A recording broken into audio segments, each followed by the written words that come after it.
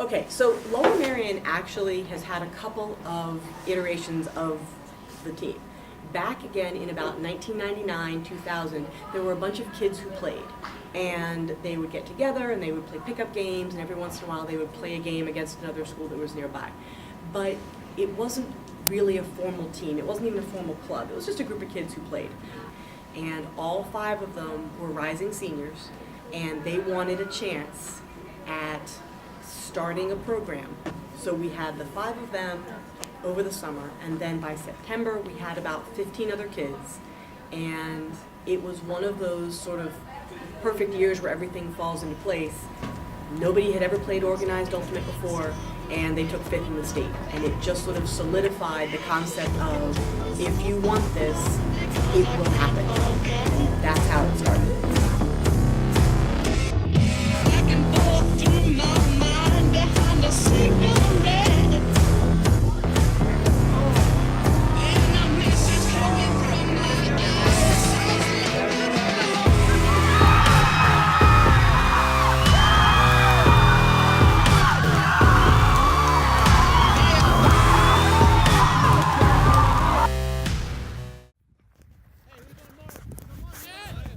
Same thing, Henry, same thing.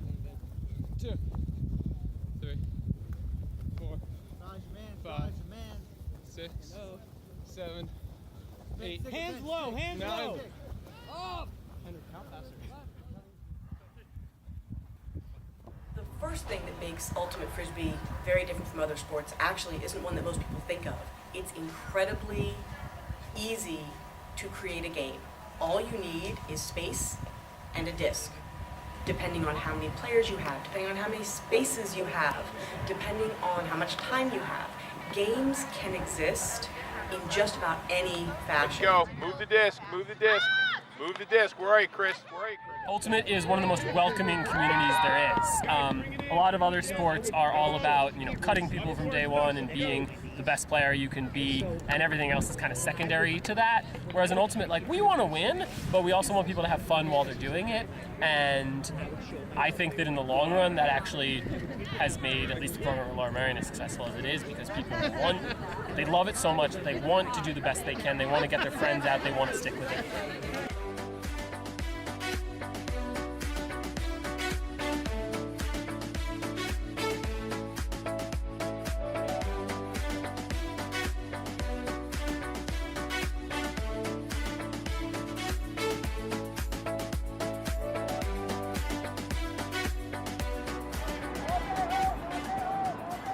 Objective of the game is to get it into the other person's end zone, and that's a point, and we play to 13.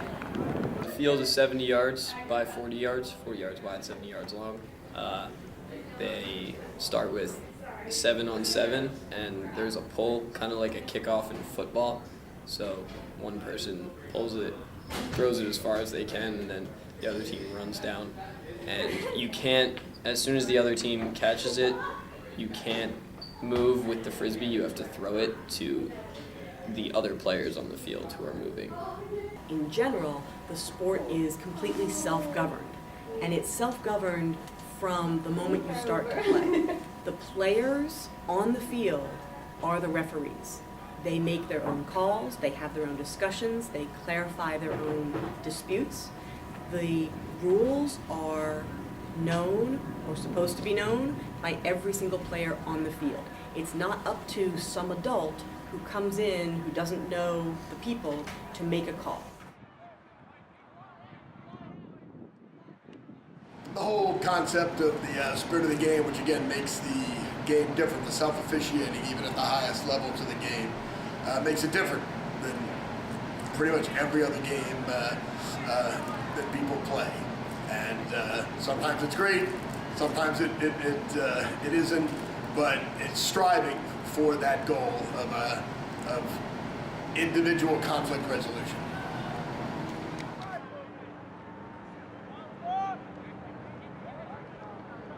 That provides a hugely different attitude towards learning the game and playing the game.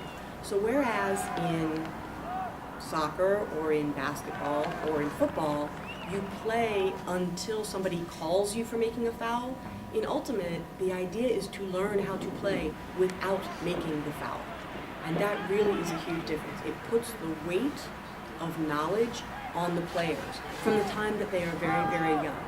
We use this concept of making your own calls when kids are playing in elementary school, when kids are playing in middle school, and it goes all the way through the top levels.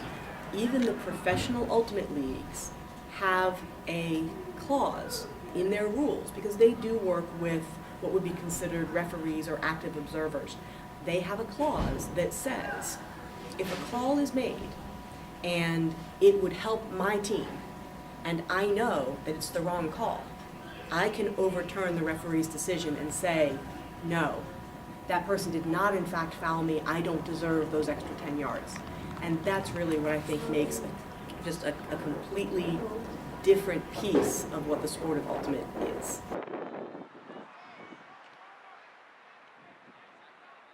On an Ultimate team, there are two positions. There's one that's the handler, who's the person that has the disc the most often, so they would throw it to the other position, which is the cutter, and they're just cutting back and forth on the field just to get open and just to move the disc. There are generally two types of offense. There's the vert stack and the horizontal stack. The vert stack has two handlers in the back, and they have 5 cutters in a vertical line, which is why we call it the vert stack. What generally happens is that the person in the back of the stack, which would be this individual, could either cut deep with a fake, or they would have to cut in. And simultaneously, you would have the second cutter from the back to either cut opposite of what the other person had, generally at the same time. And if they don't get the disc, then they immediately cut back to the second in the stack.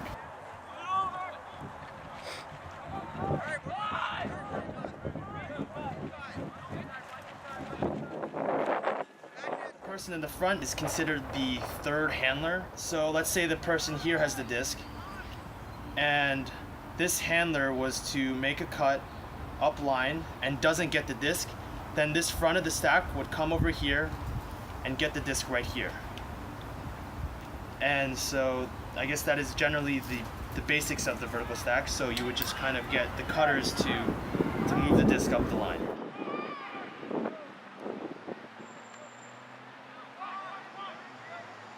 The other type of offense is the horizontal stack. So there's going to be 3 handlers this time, and then 4 cutters.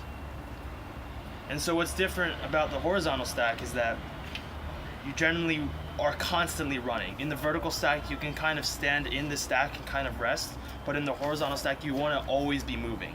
And so the purpose of the horizontal stack is really just to make space and get open space so the cutters can get the disc. So we like to think that the 2 inside cutters normally like to cut in, and the 2 outside cutters generally like to cut out. So let's say the person in the middle, the middle handler has the disc. You would want to, as a cutter, you'd want to coordinate with the other cutters to figure out in which direction people are cutting. So let's just say, on a new sheet of paper. So the middle handler has the disc, and this person wants to get open. So what generally has to happen is that these 2 would have to cut out in order to make this open space right here for this person to cut and get the disc. And that's just generally the basics. Once a cutter gets the disc, they can either look up line, look up the field to see if another cutter's open, or they can just hand it back to the handler, which are generally considered the main people with the disc.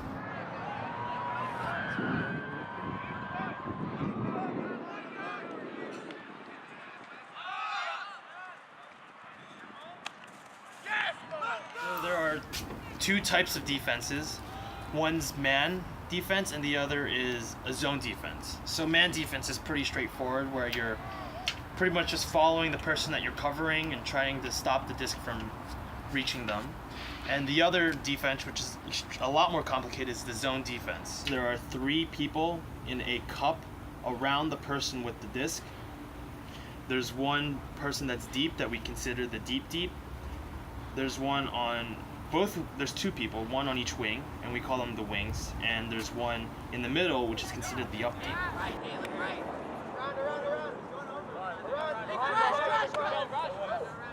So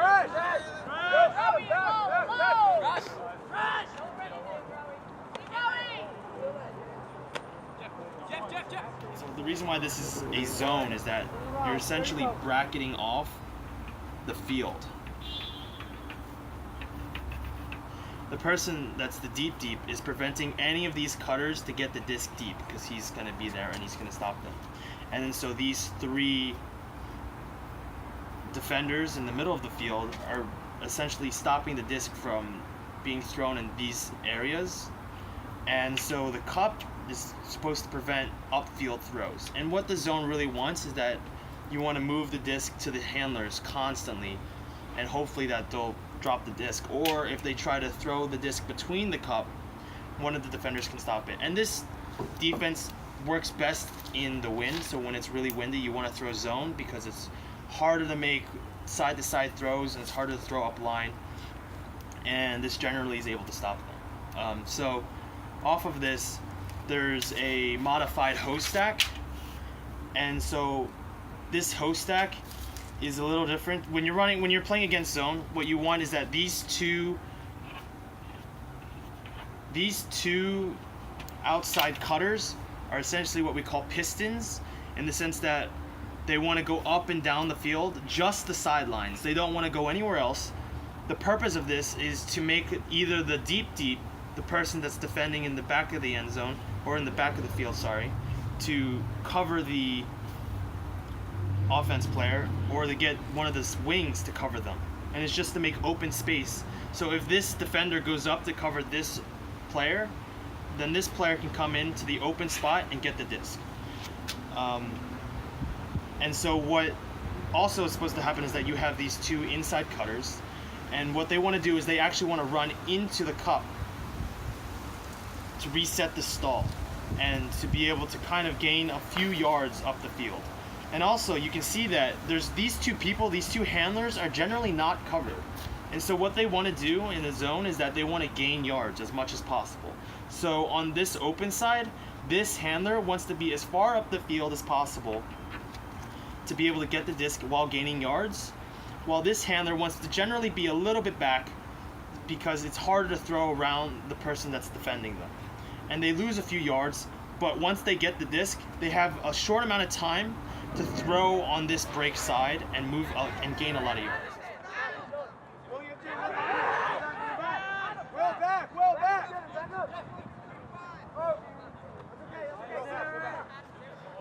The very first reaction that I got when I requested space was, "Oh, are you the little girl who wants to throw a frisbee in the gym?"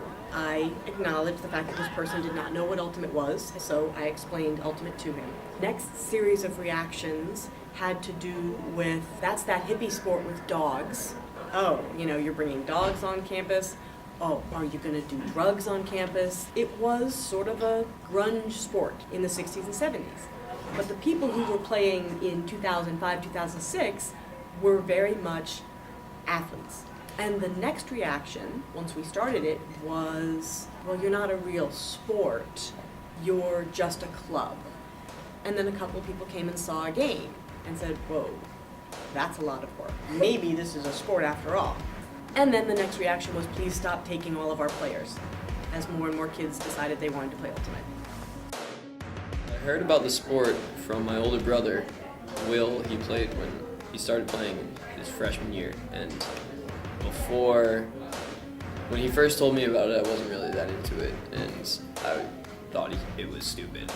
I thought he was stupid for playing it. When I was at camp, a few counselors play Ultimate, and I was like, and they taught me how to throw and stuff. So my dad played a little bit in college, so I had always thrown a frisbee with him when I was growing up. In the beginning of the year, I planned to do baseball in the spring, and I wanted to do something fun in the fall, and then Joey and my other friends were doing it, so I decided why not. All my friends were doing it, and then I tried it out because it seemed like a nice group of girls. We have a really nice community on our team. What are other people's reactions when they hear about that you play Ultimate? They're like, oh, you just sit on two sides of the field and have a catch? We get a lot of crap for it. It's a lot harder than it looks. Try it, you'll have fun. I thought that it wasn't going to be very intense, which I think everyone really, when they first hear of Ultimate Frisbee, they don't think of running hard or anything like that, but I thought that it wasn't going to be as intense, but then when I joined, I was like, whoa, these girls are serious. Just like being around that group of girls makes it like, so we're always laughing, like we're kind of dancing, like singing songs, like whatever it is, like it's always a fun time. So you just kind of forget about like how hard practice is. It's just like you're hanging out with your friends and you're playing a sport that you love. Every time we go to practice, there's always just a lot of love and like friendship, and it's a really good atmosphere to be around. They're all really nice, and like the way everyone like talks to each other, even if it's on the other team, they're like oh, nice bid or something. This sport can stick with you for as long as you want it to. Very good. We're like a family. And also I was doing other sports then, and then when I started doing Frisbee, it made me realize that I hated my other sports. When I got into high school, I started playing it, and at the beginning of the spring season, I found out that I really liked it. I put my heart and soul into it, and now I'm here.